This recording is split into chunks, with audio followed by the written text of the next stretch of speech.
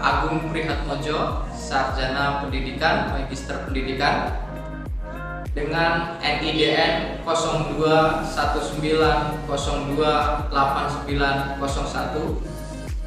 Saya merupakan salah satu dosen pada prodi PGSD di Universitas Muhammadiyah Kota Bumi, Lampung.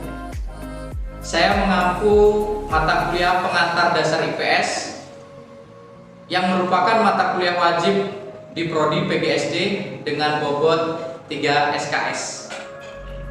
Mata kuliah pengantar dasar IPS ini mempunyai capaian lulusan yaitu 1. Mampu menguasai kompetensi konsep dasar IPS dari disiplin ilmu-ilmu sosial. 2. Mampu bekerja sama dan memiliki kepekaan sosial serta kepedulian terhadap masyarakat. Yang ketiga, mampu menerapkan pemikiran logis, kritis, sistematis, dan inovatif dalam implementasi IPTEX dalam masyarakat.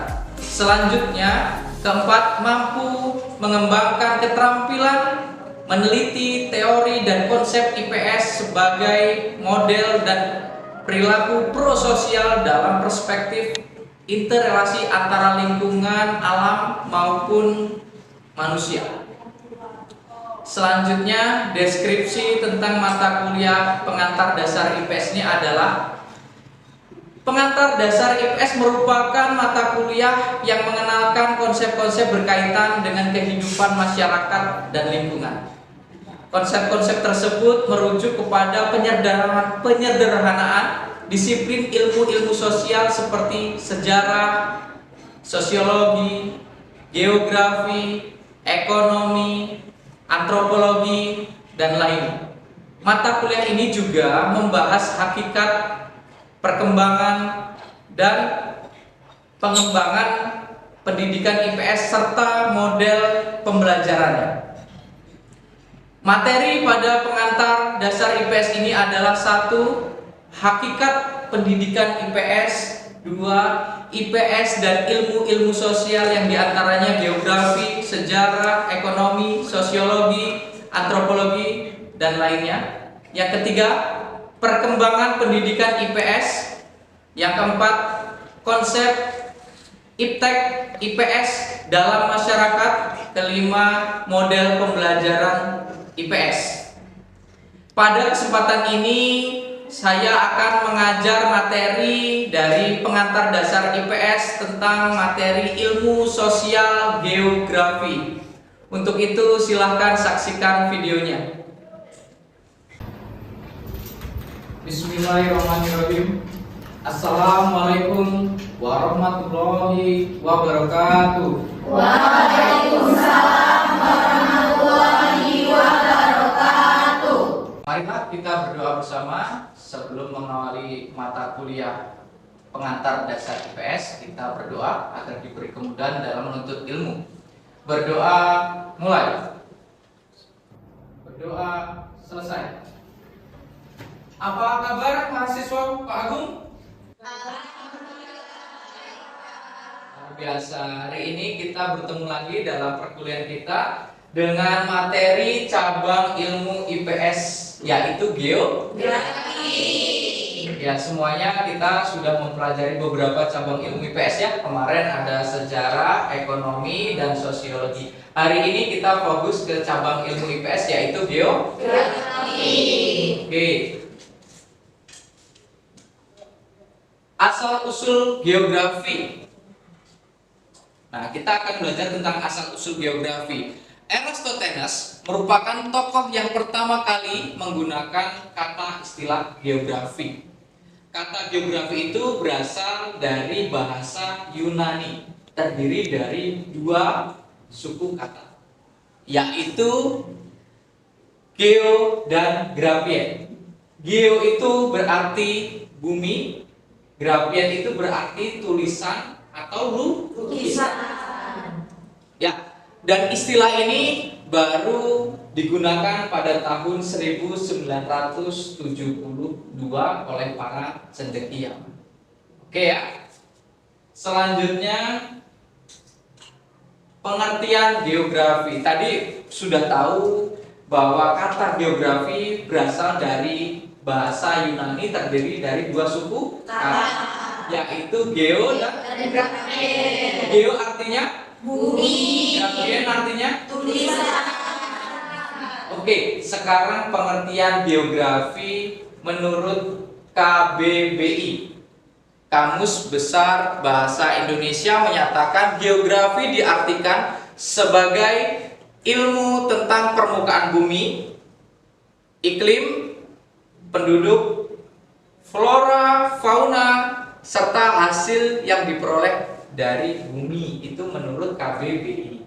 Sedangkan menurut dari Ensiklopedia Britania pada tahun 2015, geografi merupakan studi tentang beragam lingkungan, tempat, dan ruang bumi serta interaksinya. Itu adalah pengertian dari geografi. Sekarang Bapak ingin kalian berpikir, mengutarakan pendapat kalian. Geografi itu pengertiannya apa menurut kalian? Nah, Bapak beri waktu.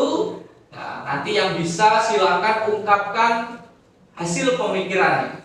Silakan, ada yang bisa menjawab pengertian geografi menurut kalian? Ada yang ingin menjawab? Wah, banyak ya, luar biasa. Saya teriak. Oke, teriak, silakan. Baik Pak, terima kasih. Perkenalkan, nama saya Tata Fajrianti. Di sini saya akan mencoba menjawab pengertian geografi. Ya. Geografi ini didefinisikan mempelajari ilmu tentang mengkaji bumi dan segala sesuatunya. Contohnya itu seperti penduduk, flora, fauna, iklim, udara, dan segala interaksinya. Baik Pak, itu saja yang saya sampaikan. Oke, beri aplaus untuk Bapak. Beri kesempatan lagi satu mahasiswa atau mahasiswi lagi, silakan, ada yang ingin menjawab? Ya, si Vira, silakan.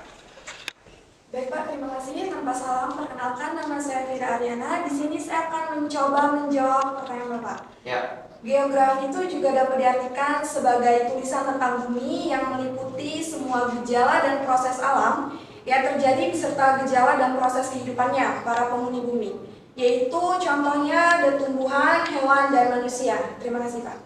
Oke, terima kasih. Tepuk tangan untuk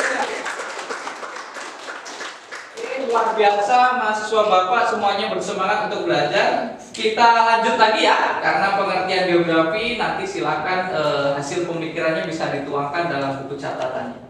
Selanjutnya materi kita adalah 10 konsep geografi. Geografi punya 10 konsep yang akan kita pelajari. 10 konsep ini diutarakan oleh Suharyono dan Muhammad Amin pada tahun 1994.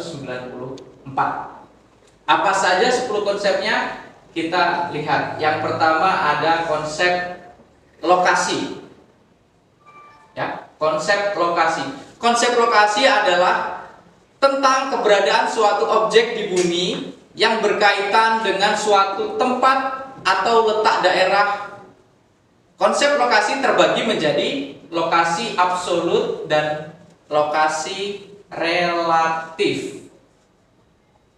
Ada yang tahu lokasi absolut itu apa, relatif itu apa? Ada yang tahu? Oke, kalau belum tahu Bapak akan jelaskan. Lokasi absolut dulu. Lokasi absolut adalah keberadaan suatu tempat yang dapat diukur dari garis lintang dan garis bujur. Jadi ada titik koordinat dan itu tempatnya pasti. Ya, bisa tahu ya. Jadi ada berapa derajat lintang utara, lintang selatan, bujur, sehingga pasti letaknya. Sedangkan lokasi relatif itu adalah keberadaan suatu tempat dipandang dari tempat lainnya. Nah, lokasi. Oh, di mana lokasi Jakarta? Lokasi Jakarta dekat dengan Banten. Oh, di mana lokasi rumahmu? Lokasi rumah Vira ternyata di dekat rumahnya Tria. Maksud ya? Jadi Lokasi relatif itu dilihat dari keberadaan seseorang atau tempat yang lainnya. Maksudnya bukan berada dalam garis yang pasti, garis bujur, garis lintang dan lainnya. Oke, sampai sini saya harap sudah mengerti. Ada yang masih belum paham? Insyaallah sudah paham semuanya. Sekarang jarak. Jarak adalah ruang yang menghubungkan antara dua lokasi atau dua objek. Konsep jarak dibagi menjadi dua, yaitu jarak mutlak dan relatif. Sama seperti tadi, jarak mutlak adalah yang diukur pakai kilometer. Ya, berdasarkan jaraknya berapa jauhnya. Kalau kita di Lampung sampai dengan Jakarta, misalnya jaraknya adalah 300 km. Jaraknya itu merupakan jarak apa?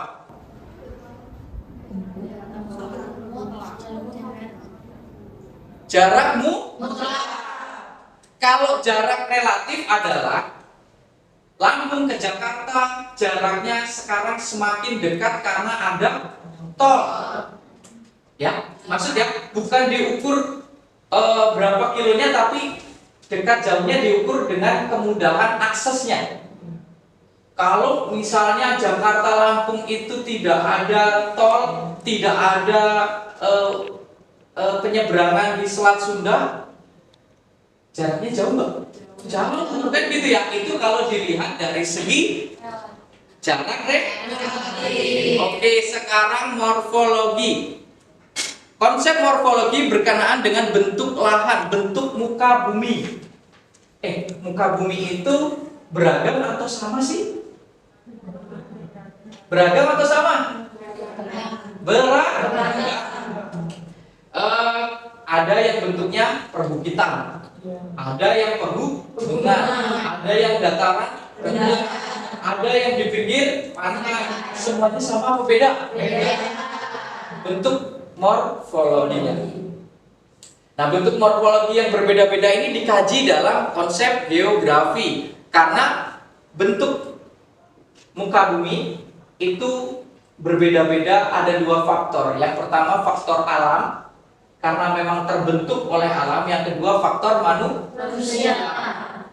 Gitu ya, bisa ya faktor manusia. Contoh tuh dibuat lapangan, data semua kan, itu kan dari hasil timbun dan lainnya. Itu ada faktor manusia. Selanjutnya ada konsep interdependensi. Ini konsep ke-8. Konsep tentang adanya sifat saling ketergantungan antara suatu wilayah dengan wilayah lainnya. Di muka bumi ini karena beragam bentuk, ya, beragam bentuk morfologinya, beragam bentuk sumber daya alamnya, maka semuanya butuh interdependensi, yaitu saling ketergantungan. Saling ketergantungan. Suatu daerah menghasilkan padi, lumbung padi, tapi dia tidak menghasilkan garam karena tinggalnya di dataran rendah. Tapi yang di sini di pinggir laut menghasilkan garam, tapi tidak menghasilkan padi. Nah, itu jadi saling ketergantungan, saling semuanya mengisi. Selanjutnya konsep ke-9, diferensiasi area. Berkaitan dengan perbandingan antar wilayah yang diketahui melalui perbedaan yang ada. Masing-masing wilayah memiliki keunikan yang membedakannya dengan wilayah lainnya. Jadi setiap daerah itu mempunyai keunikan tersendiri dari bentang alamnya, dari budayanya dan manusianya. Sama-sama atau beda? Beda atau sama? Beda ya. Oke, beda. Selanjutnya keterkaitan ruang. Memberikan penjelasan tentang tingkat keterkaitan antar wilayah akibat adanya interaksi. Jenis interaksi yang terjadi merupakan suatu hubungan sebab akibat di masing-masing wilayah. Oke. Kan kita sudah belajar 10 konsep geografi. Kalau kita lihat agak sulit ya, maka Bapak coba berikan kalian kemudahan jurus untuk menghafalnya. Jadi Bapak akan singkat 10 konsep geografi itu menjadi jaket Mr. Polo agak Budiken. Ya, tahu ya jaket itu Budiken itu penyakit kulit, tapi di sini ini adalah singkatan. Oke, jaket Mr. Polo agak Budiken. Ja itu adalah jaket adalah keterjangkauan. Mister yaitu morfologi. Po berarti pola. Lo berarti lokasi. Aglomerasi agak ya. Kegunaan. Diferensiasi area. I ya adalah interdependensi. Yang ke-10 ken adalah keterkaitan ruangan. Jadi singkatnya kita bisa menyingkat materi kita ini menjadi 10 konsep geografi adalah jaket Mr. Polo agak Budiken. Gitu ya. Tapi ini agar mempermudah mengingat. Sampai sini kira-kira sudah ada yang ingat belum? Sudah. Siapa yang mengingat? Tunjuk tangan. Oh, udah banyak yang mengingat. Ya silakan Meli coba ulangi. Bisa nggak jaket Mr. Polo ini? Oke, terima kasih Bapak. Jadi singkatan dari jaket Mr. Polo agak Budiken ini yaitu jarak, keterjangkauan, morfologi, pola, lokasi, aglomerasi, kemudian nilai kegunaan, dan diferensiasi area, interpendentasi, dan yang terakhir itu keterkaitan ruangan. Jadi dengan adanya singkatan ini kita bisa lebih jelas memahami apa itu 10 konsep geografi. Oke, beri tepuk tangan. Bapak yakin semuanya pasti bisa seperti Meli ya. Ini kan agak mempermudah kita ya. Ada 10 konsep geografi kita singkat menjadi jaket Mr. Polo agak Budiken.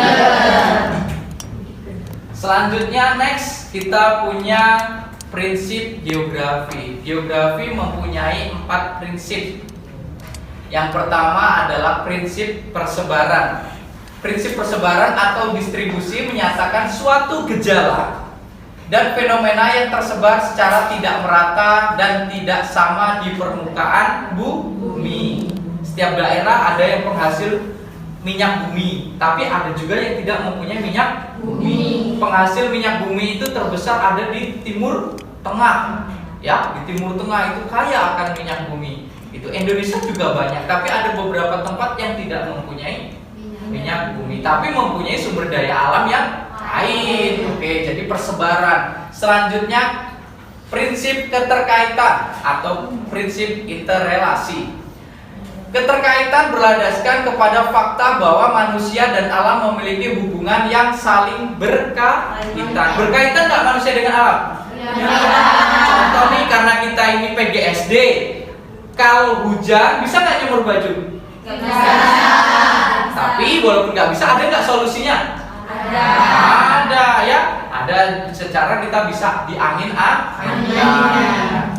Selanjutnya prinsip penggambaran atau deskripsi. Artinya prinsip ini untuk menjelaskan rangkaian dari kejadian alam melalui deskripsi, mulai uraian kata-kata yang kita akan jelaskan. Selanjutnya prinsip korologi. Prinsip korologi ini adalah memadukan semua prinsip di atas tadi untuk dapat mengkajinya.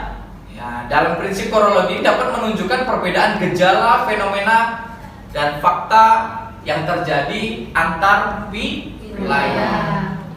Oke, mahasiswa, sampai sini materi kita kali ini. Minggu depan, ya, mulai hari ini sampai minggu depan ada penugasan dari Bapak, dan minggu depan bisa dikumpulkan ke Pak Agung. Nah, tugasnya adalah masing-masing mahasiswa membuat sebuah makalah yang berisi tentang geografi, ya, cabang ilmu IPS geografi yang dapat bermanfaat bagi manusia. Di situ kalian bebas bereksplorasi dengan pemikiran kalian. Bagaimana kalian bisa mengemas geografi ini dalam 10 konsepnya tadi menjadi sesuatu hal baru untuk kesejahteraan manusia, untuk manusia. Ya, sampai sini kalian harus bisa, karena kita sudah menggunakan kurikulum Merdeka Belajar Kampus Merdeka MBKM, maka Bapak bebaskan kalian bereksplorasi terkait pemikiran-pemikiran baru kalian terkait geografi ini, bagaimana bisa berguna untuk manusia melalui inovasi kalian. Bapak ingin kalian punya masing-masing inovasi yang bisa kalian tuangkan dalam sebuah tulisan pemikiran kalian, sebuah makalah. Maka hal baru apa, inovasi apa tentang cabang ilmu IPS ini dapat berguna bagi manusia. Oke, makalah tadi adalah bentuk penugasan, dan sekarang Bapak akan melaksanakan bentuk penilaian asesmen terhadap kalian semua. Kita akan melakukan penilaian dengan sistem tes. Jadi Bapak akan berikan beberapa soal yang akan kalian jawab dan selesaikan hari ini juga. Sampai sini mungkin cukup pertemuan kita hari ini. Terima kasih atas waktunya. Kita berdoa terlebih dahulu. Marilah mahasiswa, untuk mengakhiri pertemuan mata kuliah kita pada hari ini, kita berdoa agar kita diberikan keselamatan dan diberikan kelancaran dalam menuntut ilmu. Berdoa mulai. Berdoa selesai.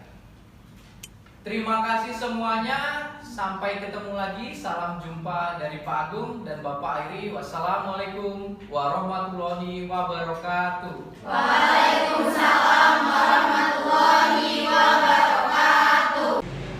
Demikianlah cuplikan video pembelajaran pada mata kuliah pengantar dasar IPS. Atas perhatiannya terima kasih. Merdeka Belajar Kampus Merdeka, mari kita bagikan pendidikan di Indonesia. Terima kasih semuanya. Saya Eri. Wassalamualaikum warahmatullahi wabarakatuh.